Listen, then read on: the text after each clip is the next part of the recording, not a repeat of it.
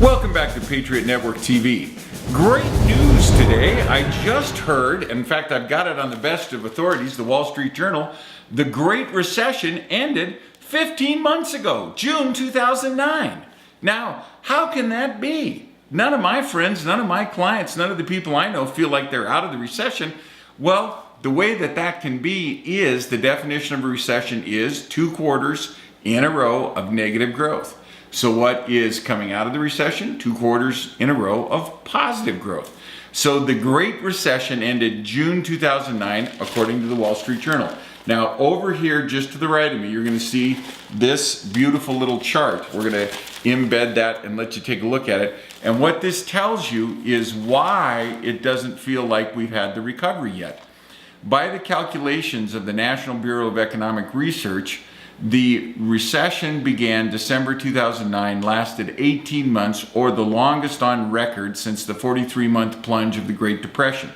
On the other hand, the recession was only 2 months longer than the 16-month downturn from 1973 to 1975, and from 1981 to 1982, the 2 other most serious post-World War II recessions. Now, the 2007-2009 downturn was painful, but not extraordinary in a historical context. The blame for the failure of this recovery to be strong goes right to the president, right to the Congress. If you look at July 81 to November 82, we dropped down to a negative 3%, almost 4% negative growth. Then suddenly we go up to almost 12-13% growth in GDP. Why is it that with the current recession, we go from a flat line of 0 down to negative 4% of GDP, and now, almost 2 years into this, we're still below the 0 line. We still haven't made it back to where we were. We're getting positive growth, but we're not back to where we were. Why is that? It's because Pelosi, Reid, and Obama have job-busting policies, not job-building policies.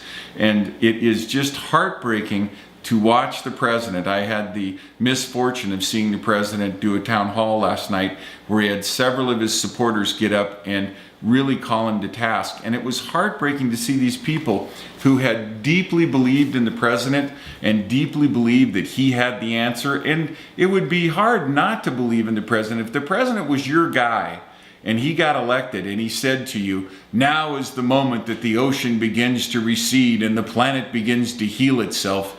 If you believe the guy, if you think the guy is anything other than a lying narcissist, and you think that he really does have some great power over the, ocean receding and the earth healing itself, if you really believe that, the last 20 months have been heartbreaking for you. So at this town hall last night, this middle-aged African-American woman got up and said, I'm tired of defending you. I'm tired of defending your policies. My husband and I have worked very hard our entire lives. We're middle-class African-Americans, and we thought we were on the way up, and now we're back to beans and francs, and we want to know, is that all we're going to have?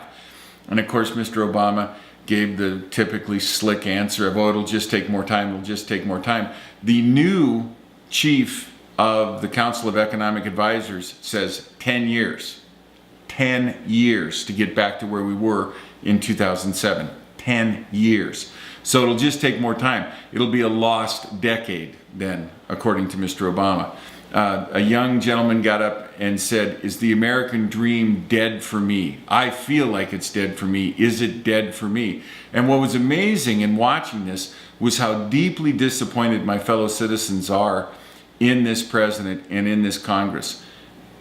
Pelosi, Reid, and Obama have caused this recession to be as bad as it is. Their policies are job busters, not job builders. Just a few notes on this. Heritage Foundation released a study yesterday. They said that, just one example, Obamacare. If Obamacare is not gutted, it will destroy an average of 693,000 jobs, drain $726 billion from disposable income, $38 billion from personal savings, and $33 billion from business investments. It'll raise taxes on 55% of all joint filers earning more than $250,000 who run small businesses that employ others. It'll cost the average non-farm small business owner $3,500 more in taxes annually. It'll cost 49% of all seniors with income below $250,000, $525 in additional dividend taxes. It'll cost 25% of all seniors with income below $250,000, $742 in new higher taxes, and that's for people on fixed incomes.